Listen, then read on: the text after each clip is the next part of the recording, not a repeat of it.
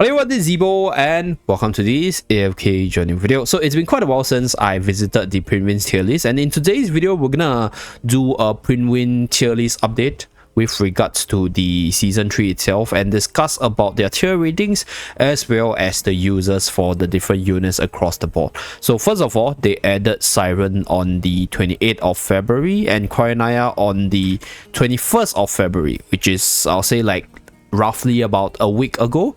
So let's run through their rankings as well as their ratings across different game modes for all these characters right here. So starting off, we'll go through the tier list in table form. So we have all the units in place so that people who are new to the game can know which unit we are talking about.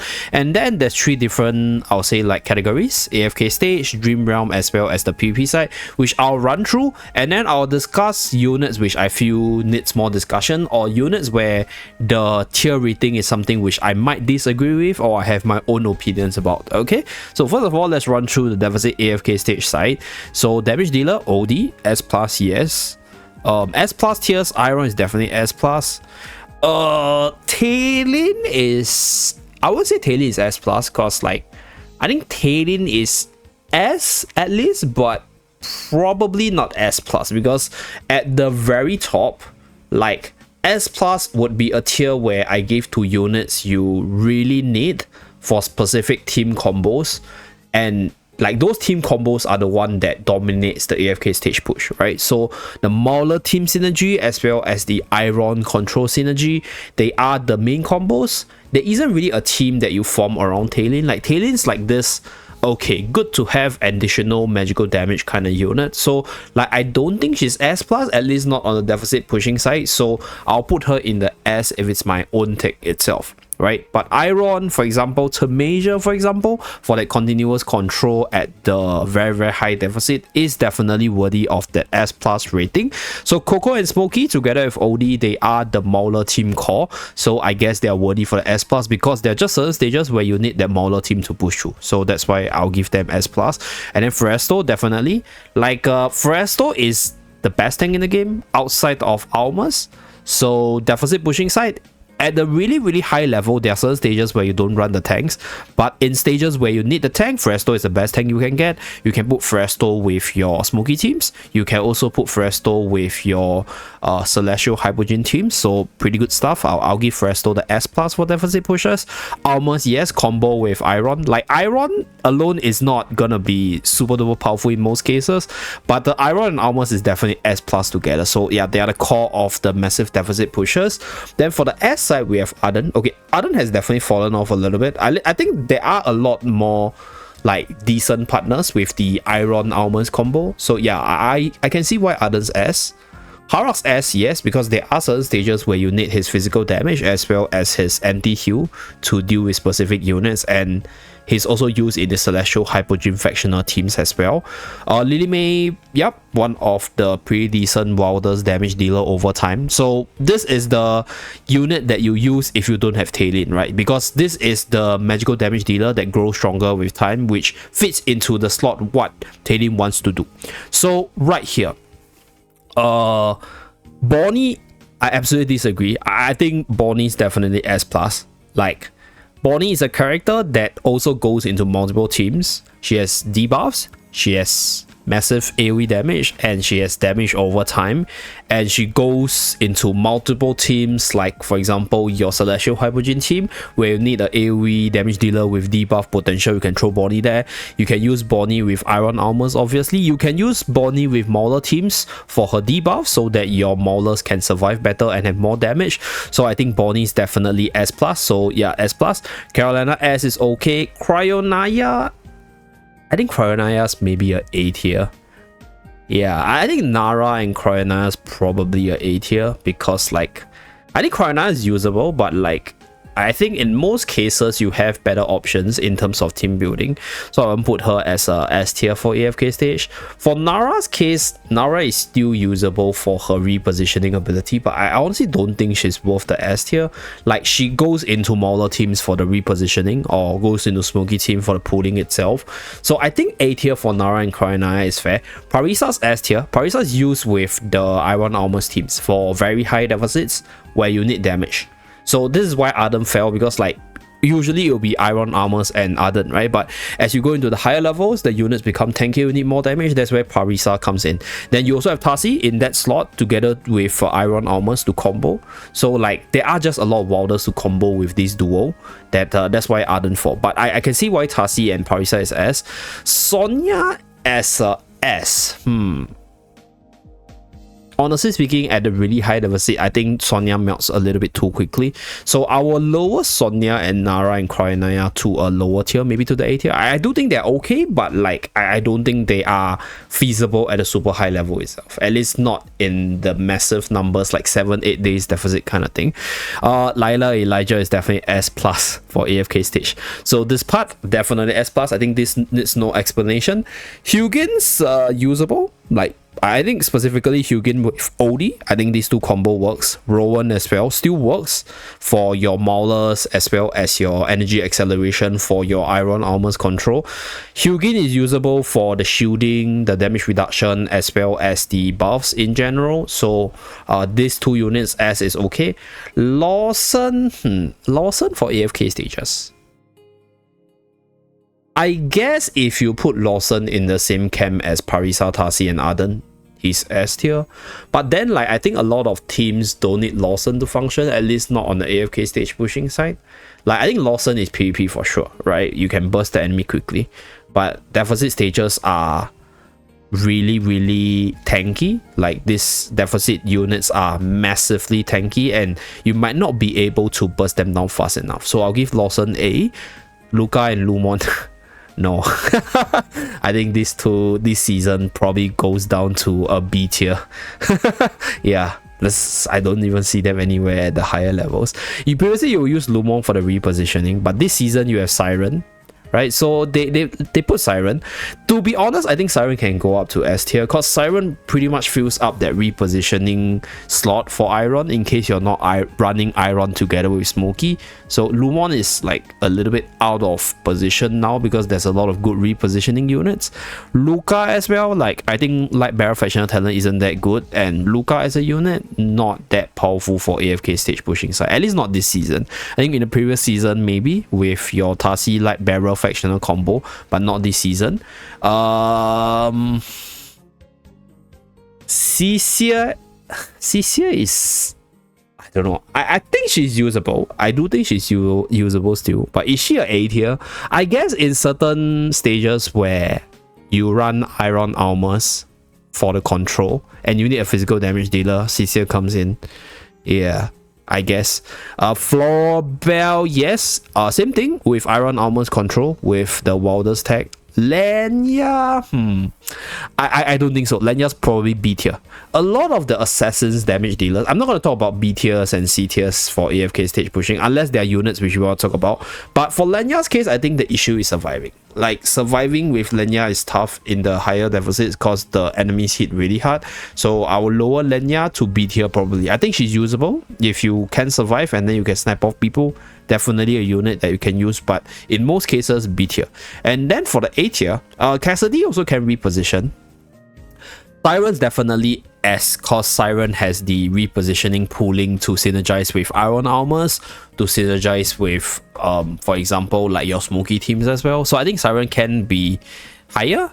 Scarlita this season, okay, Celestial Hypogean teams. Like there are certain Celestial Hypogean teams that run Scarlita. So to be really fair, very niche, but usable. I think in the A tier, this tier would be very niche tiers or very niche units that's usable, but they are not like seen commonly. Like in certain situations, I think you need Scarlita for the Torrent insta-Q, for the Brutus insta-Q, or the Igor insta-Q. I think she's usable. Okay, so I think A is fair. Like she used to be a lot better, but A is fair. Shakir, I think okay. Yeah, I mean certain stages where you need Shakir to combo with Harrock, I guess considered niche, but usable. Damien Hewin, I think Damien's S tier. Because Damien's probably the better one to accelerate the iron armors burst. So I think Damien's S tier for that reason, because he's a lot more usable compared to Hewin. Hewin's usable as well. But in most cases, Hewin might be a little bit too slow, at least for the higher deficit stages. So that's that. Reyna still usable, very niche. Reposition of Smokey. send Smokey to enemy's front line, or you debuff a core unit that you want to slap down quickly. So that would be Reyna's usage right now. Yeah, let me shift this tier list a little bit. Okay. Next one, Callan. I think Callan can be S tier. Out of all the defensive tanks or all the tanks right now, Callan's probably one of the best non-S plus tank that can be decent for deficit pushing. So Callan and Brutus can actually go up, but I think Brutus this season has just been replaced. There's a lot of really good tank options like Callan, like Fresto for people that have been playing for quite a bit. So like I think Brutus and Antandra, A tier is okay. Like this is specifically for like the starters that don't have proper tanks built up to use in the Mauler teams. But as you move further, you probably won't be using him as much, as well as Antandra. So I think A tier is fine, but Callan can be S tier. This two goes into B or C, okay? Like Alumon and Lucas just not very good. So looking at the rest, Bryon is also seeing certain use. I'll put Bryon in the A tier because there is Lily May in the AFK stage pushing side. So sometimes you want your Iron Armors to go through and then you put a Bryon for that Lily May bait. So that's why I put Bryon in the A tier. As for the rest, I think Sinbad for very niche cases where you need his debuff, Supreme Plus ability to nerf the enemy's defense or decrease their attack. That is where Sinbad might be useful. So I'll put Sinbad in the A as well. So A is basically like units that see some use, maybe for very niche purposes, but definitely usable. The rest would be Ludovic maybe in Graveborn teams. Yeah, maybe. I guess I can put Ludovic in the A tier. Faye and Mikola is... Mikola's issue is surviving. But there are certain teams that runs Mikola. But in most smaller teams, Mikola's not needed. So I guess B is fair. And then for Torren, Lucius, and Danny, unfortunately... I guess to a certain extent, like... Danny's kind of like forgotten by people. Lucius is definitely usable in the A tier as well. Torren is also okay, but like yeah, I think Torren, as the higher you go, the faster he falls, the less effective he becomes as a tank. So I guess Torren and Danny is okay. Lucius can go up to A tier. As for the rest, nothing to look out for. So that's pretty much it for the AFK stage pushing side. Now let's move on to the Dream Realm side. So I think Dream Realm side, okay, I'm not going to talk about B or C tiers unless there's something that's like I feel that I need to talk about. So let's start with them first. Okay, C tier for sure, yes. B tiers are, from the looks of it, it seems like decently usable character, but probably not recommended for high damage. So to be fair, yeah, Elsa fallen off quite a bit. Cassidy can actually go up to A tier, I guess. Like Cassidy's damage output is still there. Yeah, so that's that. But the rest I think is fair. Unfortunately, Corinne has fallen. This season feels like Corinne's actually super duper weak. I don't know why. Like I think his magic charm buff is just not very good offensively. Yeah, and then for the A tier side, okay, so B and C I can agree with most of it, maybe except for I guess maybe except for Cassidy and maybe yeah, just Cassidy and maybe to a certain extent Bryon, I guess. Yeah, these two. But other than that, I think most of it is fine, so not going to talk too much. So we move on to the A tiers and the S and S plus. So let's talk about A tiers, okay? Lenya, Merrily, Morale. Yeah, I can group them in the same tier. They have sort of like pretty equal damage output depending on the boss that you're talking about. And I think Morale specifically needs that Supreme Plus level 2 for her damage to match up to Lenya and Merrily. But Lenya's a pretty decent physical attacker if you do have her built up. If you don't have Sinbad, everything else, but okay. But in most cases, right, if we were to take a look at this, A tiers is basically the benchmark where these units are usable, but they won't be the recommended units you build for the Dream Realm side. And this is where Valkyria, unfortunately for this season, is A as well. Like, the damage is good, but you just have better options. For Ludovic, I disagree. I think Ludovic can go into the S tier because Ludovic's HP percentage damage might actually scale up. There are certain bosses where you can run Ludovic for the HP percentage damage. So I guess to a certain extent, Ludovic shouldn't belong in that range where these units are not recommended if you want to have a good result, right? So Ludovic can be a little bit higher, and if you take a look at the top tier units, there is a lot of Grave Bonds, which means that you can actually develop a Ludovic from the seasonal store to use as a damage dealer as well as a healer for your Dream Realm side from the seasonal store itself. So I'll give Ludovic the S tier. Torrent A tier fair, debuff together with a little bit of damage. The magic charm ability has a debuff. So A tier is the benchmark where, like, these are the not so top tier units. So S tier to S plus would be the units that you're looking at if you are starting off the game and you don't know what units to go for. Okay, so damage dealer Harak's not okay. If let's say we were to be fair, pre-endless Harak is not seen that much, right? But endless mode, Harak's S plus for sure. So I think for Prydwen's side, they can actually give a disclaimer like Harak's are really good endless, but Harak's not that good in the pre-endless. So in that case, like pre-endless, I think Odie and Lily May definitely a lot better.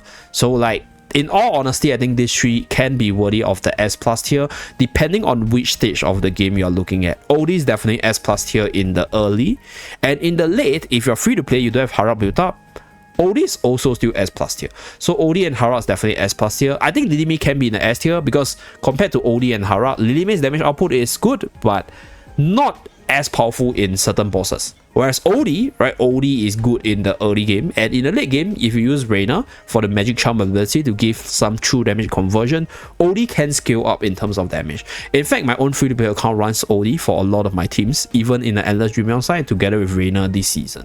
So Odie and Harak is S plus tier, Lily May S tier is okay. For the specialist buffer side, Sonya, okay, one of the best buffers for sure, needs no explanation. Bonnie for debuffing, Bonnie for damage as well is also okay. Fair. I think 2 of the 3 bosses I think can run Bonnie really well, and if you don't have better units, I think Bonnie serves as a DPS as well as a debuffer. Cryonaia is meta in the top teams for I think 2 bosses. Let me just check the game a little bit. But with regards to Cryonaia's case, Cryonaia is used for 2 of the 8 bosses for top tier teams. Specifically, I think for Snowstomper and for Longaze. I think I got to check right now. But like, I think grouping her in S is fine. But like, I think she is the unit that is meant for whales to be like top 5 with that time freeze ability. So like, I don't know how she will function moving forward, but I guess for now S is okay. Kruger, if you are running the Sinbad, Shakir physical team running up forward for some of the bosses, really good stuff, especially for Elucia this season with the physical damage being more effective against her. Kruger's quite a good debuffer, and also because Sinbad rolls up, right? So physical debuff is relatively usable, so I guess Kruger S is okay, so specifically for Dream Realm. Shakir together with Mikola for the aura, if you can combo them together, still really good combo. Still some of the top meta damage team composition has Shakir in them as well, so I guess Shakir in S is fine. Not as omnipotent as he used to be.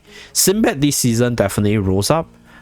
Key damage dealer for Elucia, also used with all the Kruger, Shakir physical teams in general, and in bosses where you run twins and Sinbad is a good carry, Sinbad's pretty powerful, so S for sure. I think Sinbad's more of a DPS this season than a specialist, but I guess previously Sinbad was more as a debuffer and buffer for the team, so yeah, that's why they grouped him in a specialist compartment. Talin, yeah, I think Talin S is fine. Talin is good against Talessa, meta against Talessa. Also, Talin's more of a damage dealer, to be honest. Like, I think their grouping of specialists would probably be from the last season, but Talin's definitely more of a damage dealer. So Sinbad and Talin, I guess they can be in the S tier.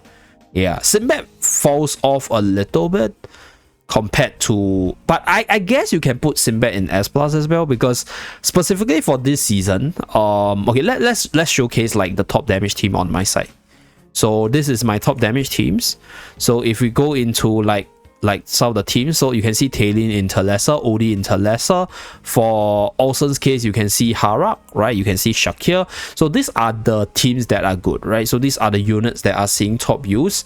And then specifically for Sinbad, I think Sinbad could still be seeing some use for Ilusha, despite like Harak being the more dominant one. So like Sinbad is actually pretty good, right, if you don't have Harak built up. So like for your Crystal Root or this slot where people are running Harak for the endless Dream bosses, if you don't have Harak, this slot goes to Sinbad. So that's why I think Sinbad is worthy of that S. And Sinbad in the early to mid is also probably one of the strongest as well, provided you have all the units to back him up. So specifically for this one, I think to be fair, Sinbad can be a S tier as well. Yeah, so that's for the units. I think Talin S is fine. Yeah, because she's good for 2 bosses, but that's that. And like, she's not super duper dominant. So that's for the S tier and S plus tier. For the specialist and damage dealer. Support, Elijah, Mikola, Reina. Yeah, pretty much it. So I don't need to explain too much. They are pretty much in every top team. Fresto as well, S plus for the tank component. I think this season specifically Twins is very spectacular. So if anything else, if you just start the game, Elijah and Layla should be at least a 1 copy go-to first, and then you decide to, you know, like build your account based on your gacha luck in general. And then for Hugin, Coco, Smokey, yeah, I think Smokey is still usable in some of the endless bosses, but like his utility falls off a little bit because you have better buffers in the form of twins, and there are a lot more bosses which the control ability to stop the aroma. So yep, S over here. So that's for the Dream Realm side. So I'll say in general, if you are investing for Dream Realm characters, these few units, they are the solid ones. Some of them, they are really good in the early game, right? Some of them, they can transit into the late game as well. Some of them are insanely good in the endless side. So maybe not so good at the start, but super duper good later on. And then there are just some units which are really good from the start to the end, right? And it's like they are pretty much in everything, like Elijah and Layla, units like Reina, they're just almost in every team from the start to the end. Sonya as well. So these are the really, really good Dream Realm characters. And last but not least, let's go into PvP side. Same thing, we're gonna start with the lower tier first and discuss about our thoughts about this tier list at the lower tier. If there's anything important to talk about, then I'll talk about it. Okay, looking at this, I disagree. I don't think Igor's a C tier for PvP. Igor's actually at least a A tier for PvP. Specifically for PvP, Igor's insanely powerful, because like this unit is very, very hard to kill if you don't have specific answers. And for this season, the Graveborn factional talent for the Supreme Arena side is actually really strong. So I do think that this unit is at least a A tier for PvP because of the synergy that you can form, despite not having a lot of people build him. But specifically for PvP, Igor has always been a pretty decent character. Then for the B tier, disagree. Brian should at least be a A tier as well. A or B, cause like Lilymay is everywhere. You use Brian to bait out Lilymay together with Iron Almas, or you can use Niru as well. So let's say if we were to take a look at Brian and Niru as an anti-Lilymay tool for the PvP side, I think we can put them on the A tier for the tech option. I don't think B tier. B tier is like these units are not so good and you might want to sort of reconsider building them up. Viperion's is usable, but I guess to a certain extent, this season has a lot of bursts, and Viperion's HP lowering kit itself is not very good because he just get busted down really fast by Storm Strike and a lot of other good bursters. But Brian and New specifically, anti-Lilymay tech, so like I do think that this two is at least a A or even a S tier, depending on how much Lilymay you are facing or how impactful they are to your combos itself. Satrana's A for sure because of the Satrana boarding. Oh, that combo is insanely powerful attacking wise, so I guess they are worthy of the A. Cassidy, Hodgkin, Sinbad, Soren, Walker, yeah, fair. B. Granny, Luca, Lumon, Lucius. Kellen's A tier at the very least. Yeah, I might even put Kellen in the S tier as a tank, specifically for the PvP side. But I mean, if we were to be fair, if you have invested in other tanks like Fresto and Almas, then Kellen can be in the A tier for very niche situations, because these tanks in general, they are better across different game modes, and in PvP they also translate really well. So Kellen, to be fair, I think can be an A tier. But right now they are putting Kellen in the B tier, so I think this one can go up.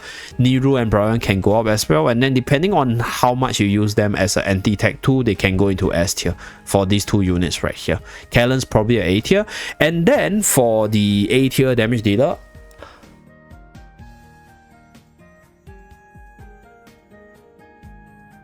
Lenya and Sylvina, I kind of disagree.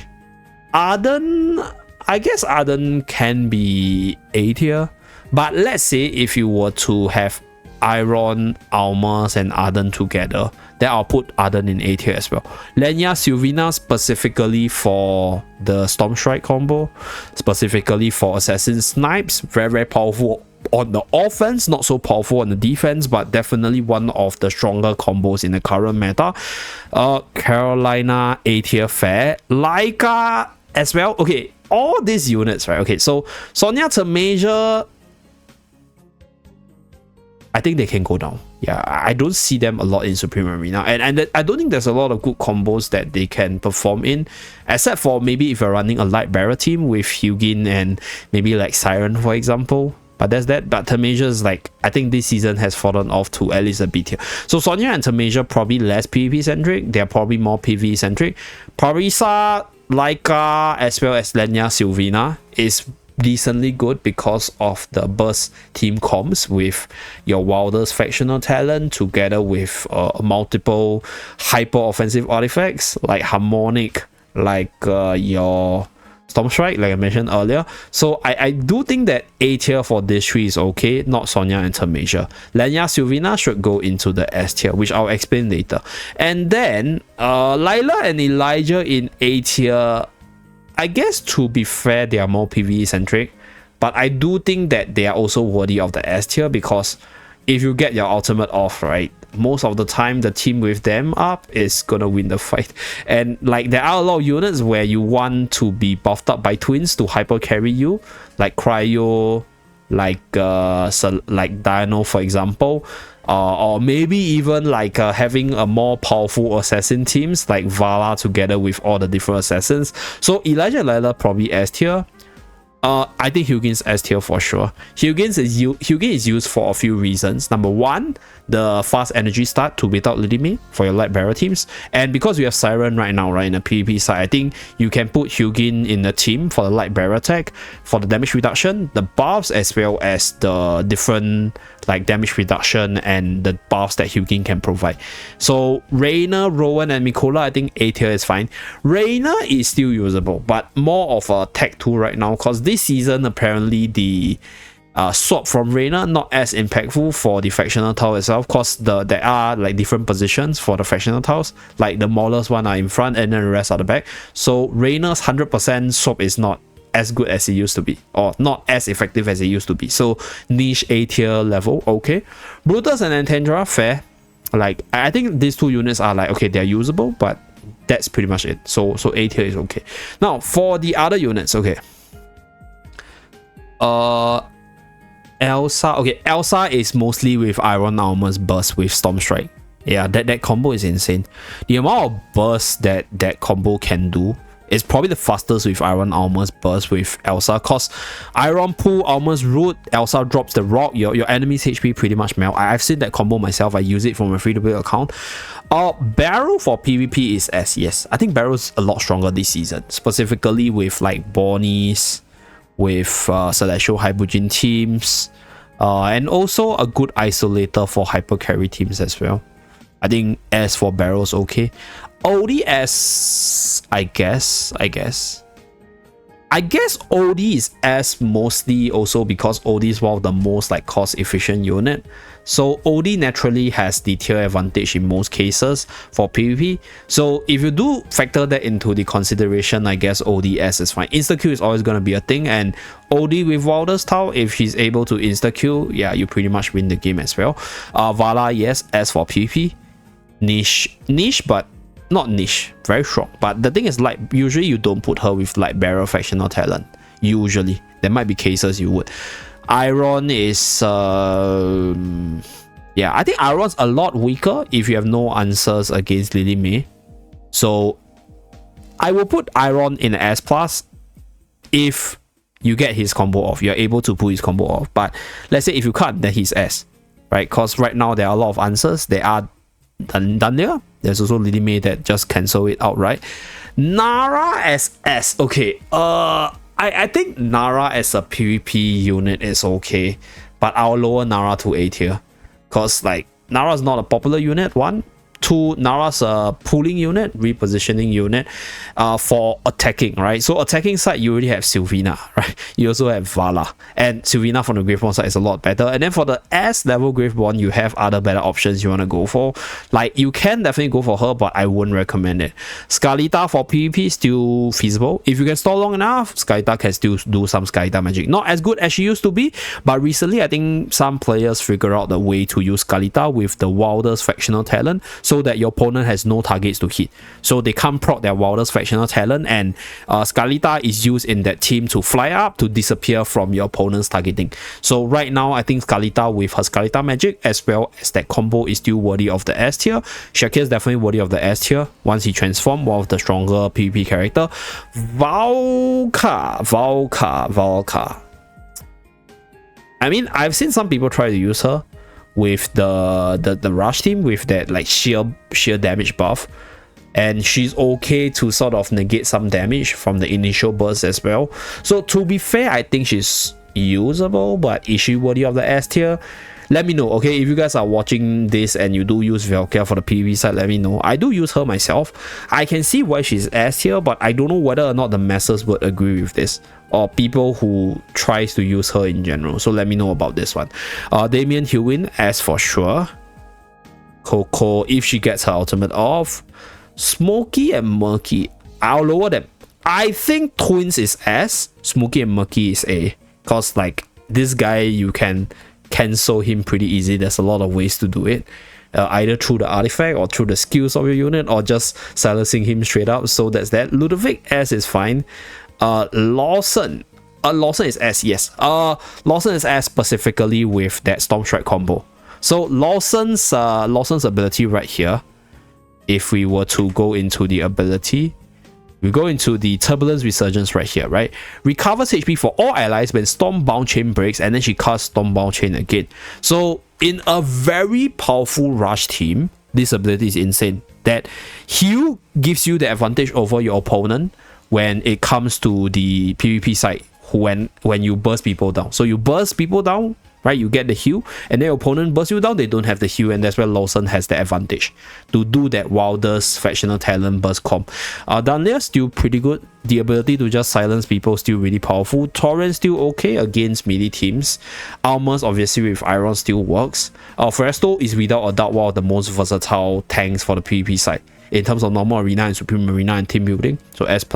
And also Celestial Hypogean has that rivalry stat boost right now, so probably the better one of the pack for PvP. Dino, if you can make him work, still one of the strongest unit. Harak, same thing, hyper carry. Lily May is just really good on her own. I mentioned this multiple times. Bonnie just really good on her own as well. Tasi also just really good on her own. Taylin also really good. Like these three together forms the Bonnie like burst comp. Tasi, Taylin, and Bonnie have AoE, has the ability to come back to life, and the debuff, which is very, very scary. Cryonaia and Harak work similarly. If they come online, same as Dino, if they come online, they pretty much renew the game. Their kit is the win condition, but they need to come online. So I guess if you were to sort of put them in S+, it's probably if you can bring them to the win condition, if you have the team to get to the win condition. Cyran as a S+ character. Okay, I guess for Cyran's positioning, what I'll say is Cyran is a unit which I feel, right, negates a lot of really insanely good artifacts and teams. Specifically, this Storm Strike spell artifact that is sort of rushing through the game in the PvP side. Cyran is actually a really, really good counter to that. So specifically on offense, I think Cyran's S+ without a doubt. But on the defense side, I might lower him to the S tier. Cause yeah, the issue is him being the light bearer. It's like Bonnie's damage output will just wreck all the light bearers really quickly with all the Bonnie combos running around. So that is Cyran's like my thought about Cyran. I think he's worthy of the S+, but maybe more on the attacking side. because you need to sort of take note of your position, not so much on the defense, but his ability to silence the Merlin's artifact makes him a king in the PvP side. So I guess I'll agree with Prydwen to get him to the S+ tier here, and that's pretty much it for this video. Okay, so we have ran through all the different categories for the tier list for the Prydwen side. I'll link Prydwen's website as usual for the tier list in the description down below, and thank you very much for tuning in. Do remember to like and subscribe to see more. I'll see you guys again in my next AFK journey video. Bye guys.